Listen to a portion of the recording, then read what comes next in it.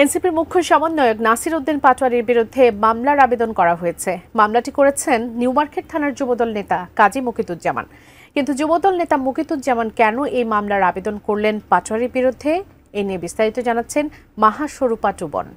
আমরা ওনাদেরকে এতদিন জমজমের পানি দিয়ে পরিষ্কার করতে চেষ্টা করেছি, এখন ওনাদের মাথাও ক্লিন হয় নাই, বডিও ক্লিন হয় নাই, কিছু নাই। এই জন্য আমরা মনে হয় এখন ওনাদেরকে বুড়িগঙ্গার পানি দিয়ে একটু পরিষ্কার করতে হবে।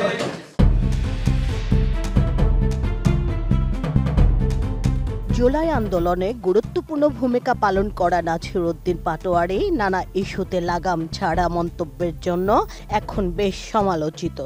এরই ধারাবাহিকতায় পাটোয়ারি গত ১ নভেম্বর বিএনপি ও দলটির নেতাদের বিরুদ্ধে সামাজিক যোগাযোগ মাধ্যম ও গণমাধ্যমে বিভ্রান্তিকর ও মানহানিকর নানা বক্তব্য দেন।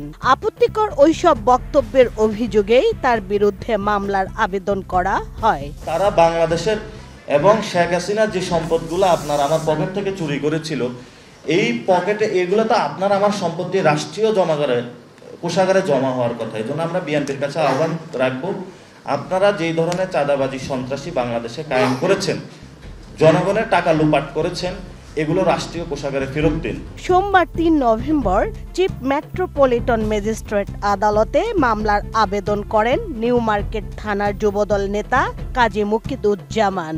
আপনারা জানেন যে এই নাসির উদ্দিন পাটোয়ারি এর আগেও বিএনপির স্থায়ী কমিটির সদস্য সহ বিভিন্ন ব্যক্তির নামে রাজনৈতিক বালখিল্যতার অংশ হিসাবে এই ধরনের মিথ্যা এবং মানহানিকর বক্তব্য দিয়ে যাচ্ছিলেন। তো আমরা মনে করেছি, আমরা যারা বিএনপির ডাইহার্টেড কর্মী, আমরা মনে করেছি যে ইট শ্যাল বি স্টপড। সব মশার বিরুদ্ধে সুরক্ষা দিতে এলো বসুন্ধরা এক্সট্রিম অ্যারোসল, মশার বিরুদ্ধে এক্সট্রিম সুরক্ষা। এই সময় আদালত বাদীর জবানবন্দি গ্রহণ করে ডিবিকে তদন্ত করে আগামী ৩০ নভেম্বর প্রতিবেদন দাখিলের নির্দেশ দেন।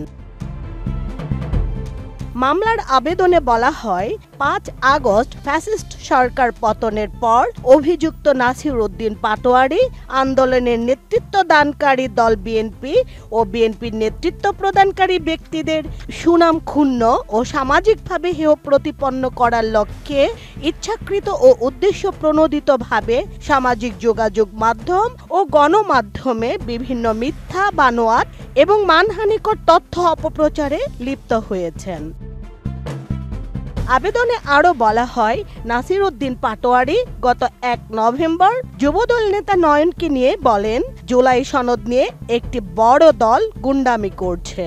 ঢাকা মহানগরের একজন নেতা আছে নয়ন, ঢাকা মহানগর দক্ষিণ যুবদলের সদস্য সচিব রবিউল ইসলাম নয়ন একা যে পরিমাণ চাঁদাবাজি করেছে এবং দুর্নীতি করেছে, এ টাকা দিয়েও বাংলাদেশে একটা গণভোট সম্ভব। ও যে ঢাকা মহানগরের একজন নেতা আছে যে নয়ন, ও যে টাকা চাঁদাবাজি করেছে, দুর্নীতি করেছে, এই টাকা দিয়েও একটা বাংলাদেশে গণভোট হওয়া সম্ভব। পাটোয়ারি আরো বলেন, আমরা ওদেরকে এতদিন জমজমের পানি দিয়ে পরিষ্কার করতে চেষ্টা করেছি, ওনাদের মাথা ক্লিন হয় নাই, বডিও ক্লিন হয় নাই। এখন আমার মনে হয় ওনাদেরকে বুড়িগঙ্গার পানি দিয়ে পরিষ্কার করতে হবে। যদি আমরা এই ধরনের যারা সিনিয়র নেতৃবৃন্দ আছেন রাজনৈতিক এই জন্য অপসংস্কৃতি থেকে যদি লাঠালাঠি পাল্লাপাল্লি এগুলো থেকে যদি আপনারা বেরিয়ে আসতে না পারেন, তাহলে আপনাদেরকে আমরা বুড়িগঙ্গার পানি দিয়ে একটু গোসল করাবো, যাতে হলো ভবিষ্যতে আপনাদের ব্রেনটা একটু খোলে। মাহা স্বরূপা টুবন, এটিএন নিউজ।